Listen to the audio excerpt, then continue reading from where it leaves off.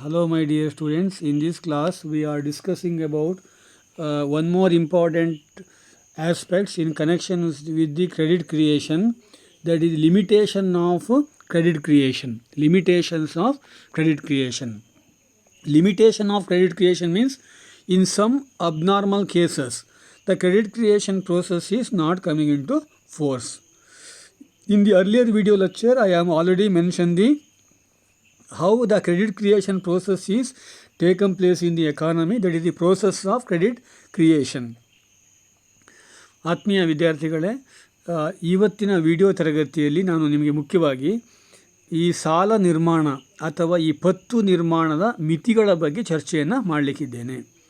ಈಗಾಗಲೇ ನಿಮಗೆ ಸಾಲ ನಿರ್ಮಾಣ ಅಂದರೆ ಏನು, ಸಾಲ ನಿರ್ಮಾಣ ಪ್ರಕ್ರಿಯೆ ಹೇಗೆ ನಡೆಯುತ್ತೆ, ಅದರ ಪ್ರಕ್ರಿಯೆ ಬಗ್ಗೆ ನಾನು ನಿಮಗೆ ಕಳೆದ 2 ವಿಡಿಯೋ ತರಗತಿಯಲ್ಲಿ ನನಗೆ ತಿಳಿಸಿದ್ದೆ.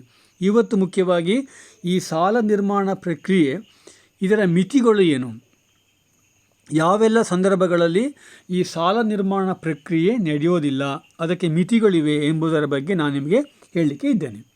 ಅಂದರೆ ಸಾಲ ನಿರ್ಮಾಣ ಅಂದರೆ ನಿಮ್ಗೆ ಈಗಾಗಲೇ ಅರ್ಥ ಮಾಡ್ಕೊಂಡೇವೆ. Credit creation is a process of expansion of deposits through the lending loan and advances. That is known as credit creation. Credit creation is nothing but it is a process of expansion of deposit through lending the loan and advances. That is known as credit creation. In the credit creation process depends upon so many assumptions. On the basis of the various assumptions, the credit creation process are taken place. In the last video lecture we are already discussed this particular concept. ಈಗಾಗಲೇ ನಿಮಗೆ ಸಾಲ ನಿರ್ಮಾಣ ಅಂದರೆ ಏನು ಅಂತ ಹೇಳಿದ್ದೆ. ಸಾಲ ನಿರ್ಮಾಣ ಅಂದರೆ ಏನು? ಸಾಲಗಳನ್ನು ನೀಡುವ ಮೂಲಕ, ಮುಂಗಡಗಳನ್ನು ಕೊಡುವ ಮೂಲಕ ಯಾವುದೇ ಒಂದು ವಾಣಿಜ್ಯ ಬ್ಯಾಂಕು ತನ್ನ ಠೇವಣಿಯ ಗಾತ್ರವನ್ನು ವಿಸ್ತರಿಸಿಕೊಳ್ಳುವುದಕ್ಕೆ ನಾವು ಸಾಲ ನಿರ್ಮಾಣ ಅಂತ ಕರಿತೇವೆ. ಈ ಸಾಲ ನಿರ್ಮಾಣ ಪ್ರಕ್ರಿಯೆ ಹೇಗೆ ನಡೆಯುತ್ತೆ ಅಂತ ಹೇಳಿದರೆ, ಅದು ಕೆಲವಾರು ಊಹೆಗಳ ಆಧಾರದ ಮೇಲೆ, ಕಲ್ಪನೆಗಳ ಆಧಾರದ ಮೇಲೆ ನಡೆಯುತ್ತೆ. ಕೆಲವಾರು ಊಹೆಗಳು ಮತ್ತು ಕಲ್ಪನೆಗಳ ಆಧಾರದ ಮೇಲೆ ಸಾಲ ನಿರ್ಮಾಣ ಪ್ರಕ್ರಿಯೆ ನಡೆಯುತ್ತೆ. ಇವತ್ತಿನ ತರಗತಿಯಲ್ಲಿ ನಾನು ನಿಮಗೆ ಮುಖ್ಯವಾಗಿ ಸಾಲ ನಿರ್ಮಾಣ ಕೆಲವಾರು ಸಂದರ್ಭಗಳಲ್ಲಿ ಜಾರಿಗೆ ಬರೋದಿಲ್ಲ, ಕಾರ್ಯಾಚರಣೆಗೆ ಬರೋದಿಲ್ಲ, ಅಂತಹ ಕಾರ್ಯಾಚರಣೆಗಿರುವಂಥ ಮಿತಿಗಳ ಬಗ್ಗೆ ನಿಮಗೆ ಚರ್ಚೆ ಮಾಡಲಿಕ್ಕೆ ಇದ್ದೇನೆ. In some cases, the credit creation process is not coming into force. In some abnormal situation, the credit creation process is not coming into force. Now, we discuss about the various limitations of the credit creation. ಸಾಲ ನಿರ್ಮಾಣದ ಮಿತಿಗಳು ಯಾವುದು ಎನ್ನುವುದರ ಬಗ್ಗೆ ನಾನು ನಿಮಗೆ 1 by 1 ಈಗ ಚರ್ಚೆ ಮಾಡ್ತಾ ಹೋಗಬೇಕು. The first and foremost limitation of the credit creation, that is the amount of cash available in the given financial institution. On the basis of the amount of cash available in the given financial institution, the credit creation process is taken place. Suppose a given nation have more cash, the credit creation process taken place in a higher level. But as against this, a banking institution have lesser amount of cash, there is a little scope for credit creation. On the basis of the availability of the cash, the credit creation process is taken place. That is one of the important limitation. In most of the banking institution, the available credit is very, very less.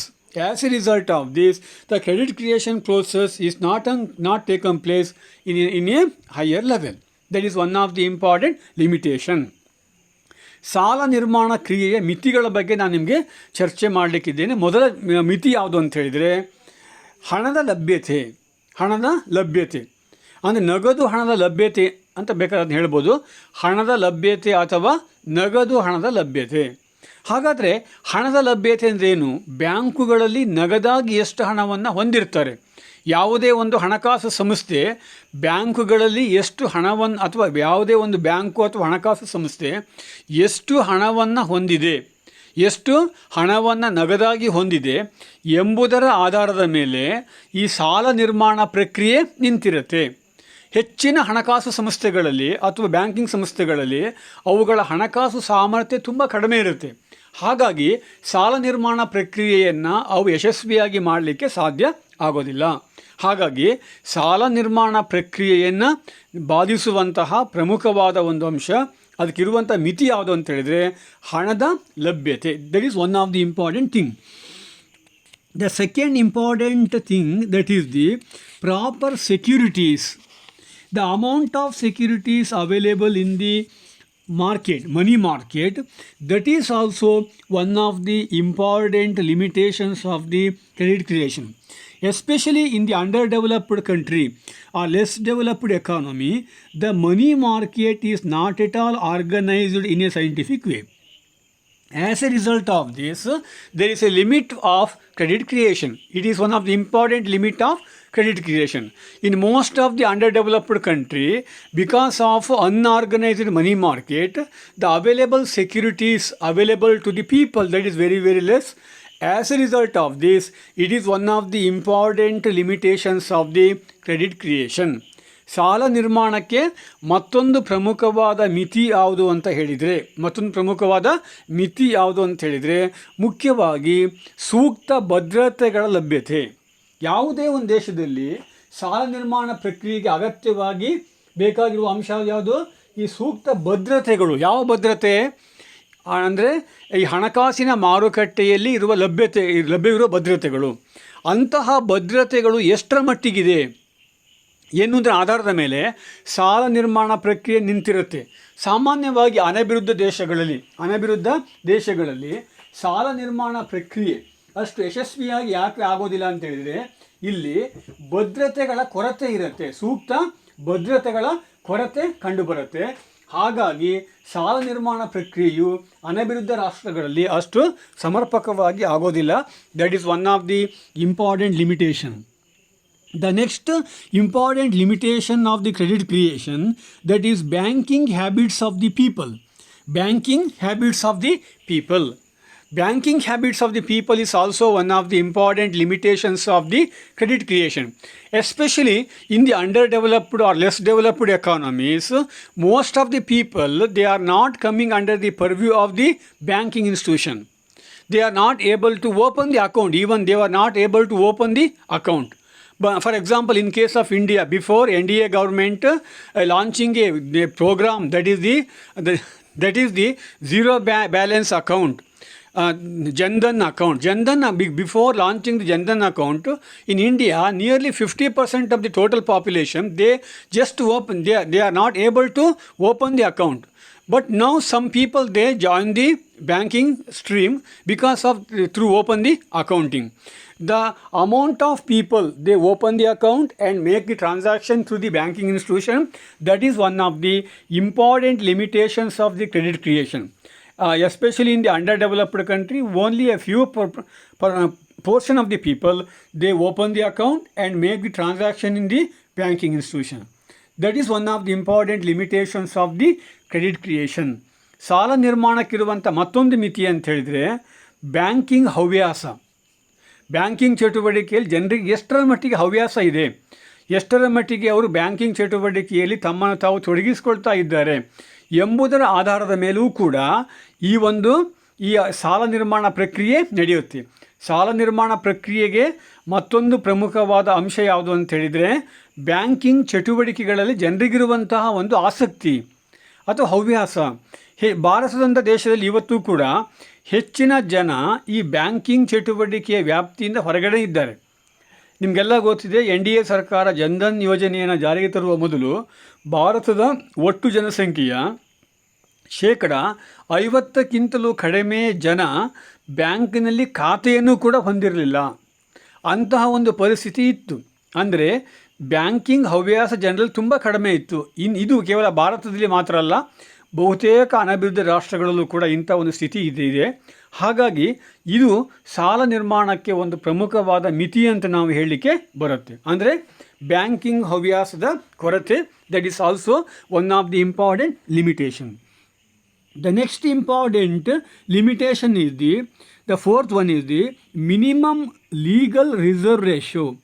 Minimum legal reserve ratio. The legal reserve ratio fixed by the central bank. On the basis of the RBI Act, Central Bank of a nation have a special power to fix the reserve ratio.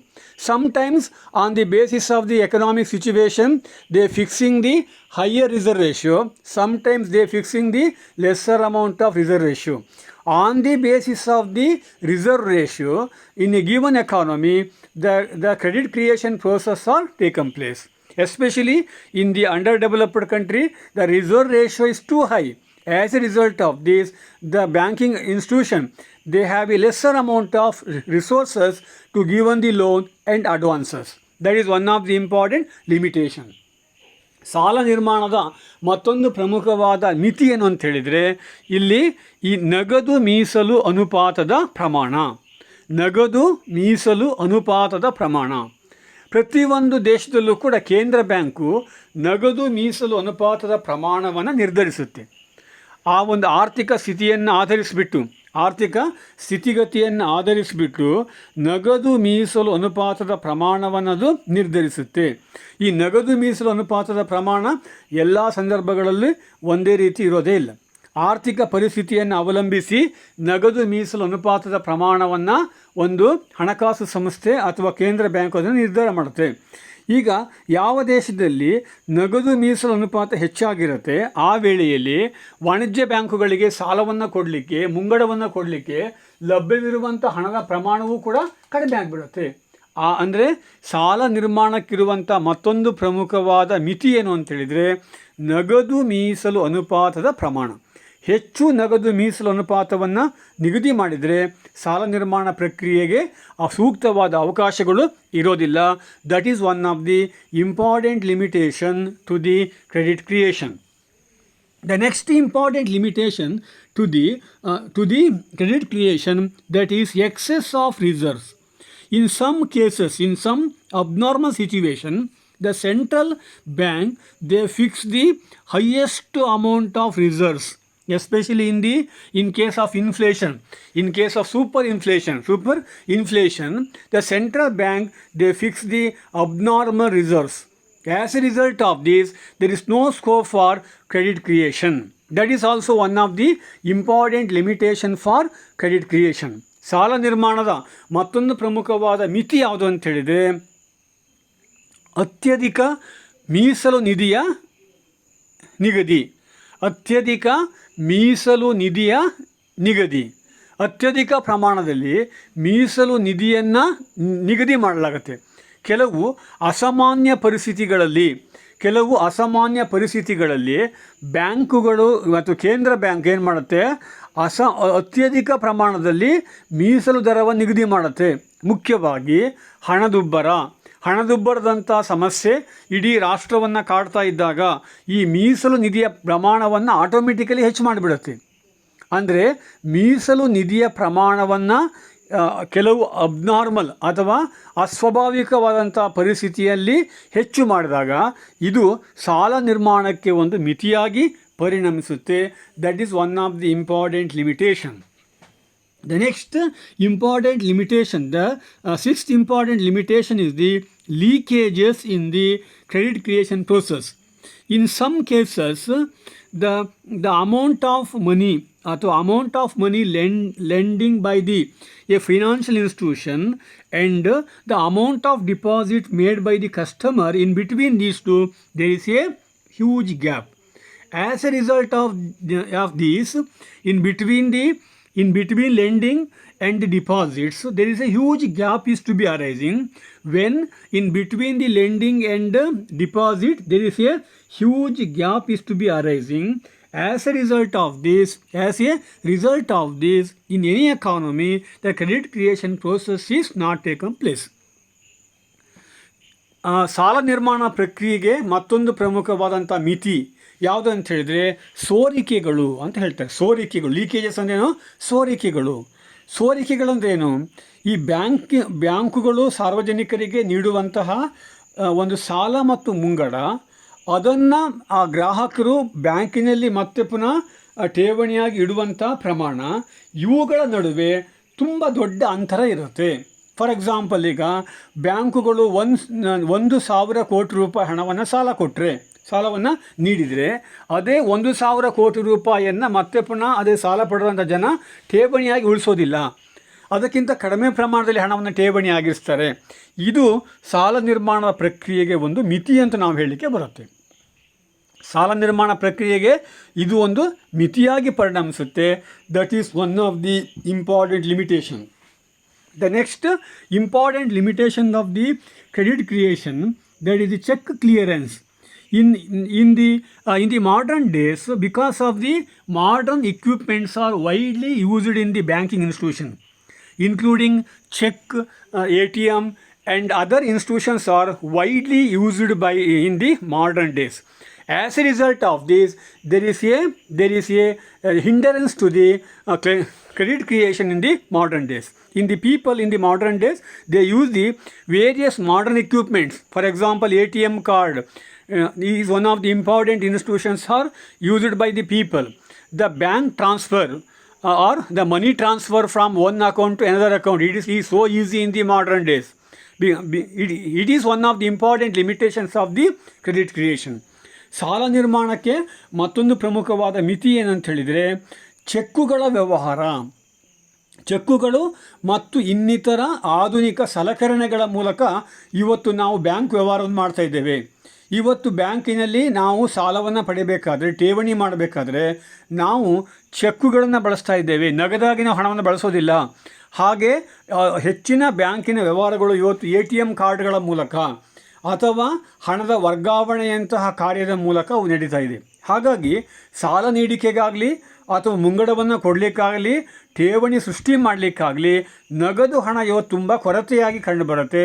That is one of the important limitations to the credit creation. It is one of the important limitation to the credit creation. That is the one of the important limitation. Limitation means there is a lack of money because of the modern equipments are used by the banking institution.